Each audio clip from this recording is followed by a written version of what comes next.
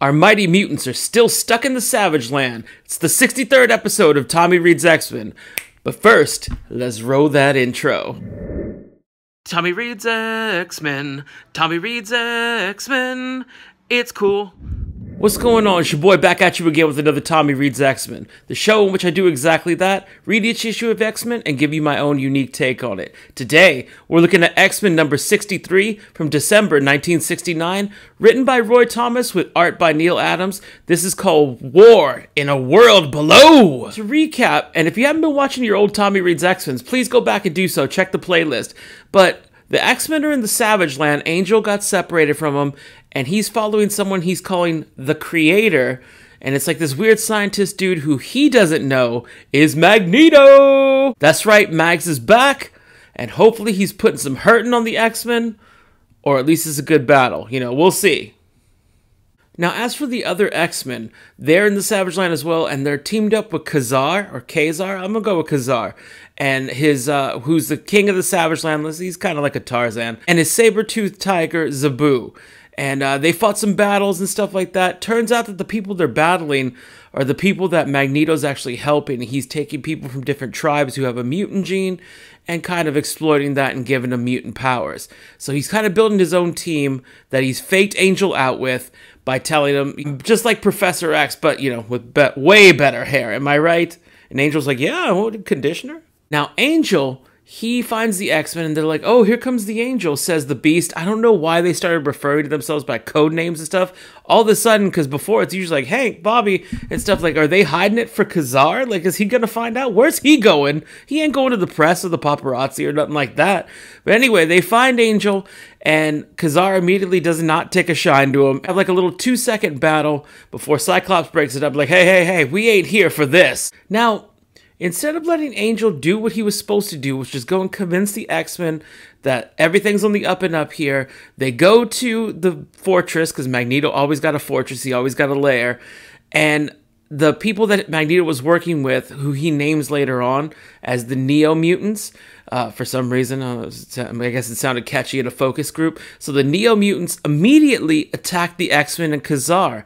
Why not, you know, let them settle in and stuff, maybe have a cup of joe before you attack them, so that way they have a false sense of security instead of they know everything's not on the up and up here because you guys done attacked him and screwed up his plan. Now, Angel gets away in the melee, and he goes and he finds the lair where the Creator, that's what he keeps calling him, is straight up monologuing to a dude, and he's like, oh yeah, you know, I'm Magneto and blah blah blah, and then Angel pops out, he's like, what? Magneto? I thought you was dead. Now, way back in X-Men number 53, I'll leave a link down there to your Tommy Reads X-Men from that one so you can check it out. Magneto and the Brotherhood fought the Avengers and the X-Men, and Magneto was killed, seemingly, but they kind of retcon it and they tell him like, oh, well, he used his magnetic powers to burrow through the earth like a drill until he got to the Savage Land, which seems like a dumb explanation, but, you know, whatever. We cut back to the X-Men who are done with the battle.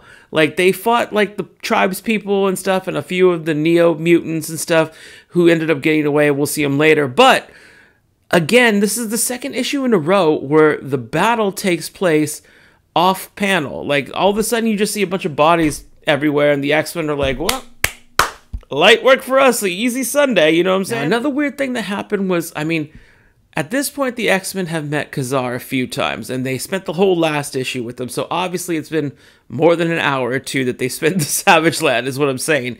And he doesn't bother to learn their names. Like, how messed up is that? They're like, hey, Kazar, I'm glad you could help. And he's like, yeah, you too, mutant. He tells Cyclops, like, how messed up is that? Like, if I was like, hey, these are good cheese fries, they wouldn't be like, hey, thanks, Mexican. And if they were, The X-Men get into Magneto's lair. How? Reasons. We don't know. They just end up in the lair, and they see it's Magneto, and they're like, say what? And Angel's like, I know, that's what I'm saying. I'm as shocked as y'all are. I didn't know this for real, Scotty. Scotty too hottie, don't be mad at me.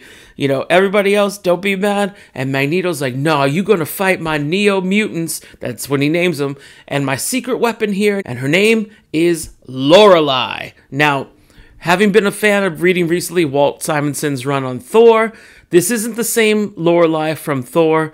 I looked it up, did my research. This is another Lorelei who's actually from the Savage Land, but has the same powers, so it was weird. It was like, oh, we're just going to go with the same character, but not the same character. Now, Lorelei uses her song to enchant the male members of the X-Men, which just leaves Jean to be like, what is y'all problem around here?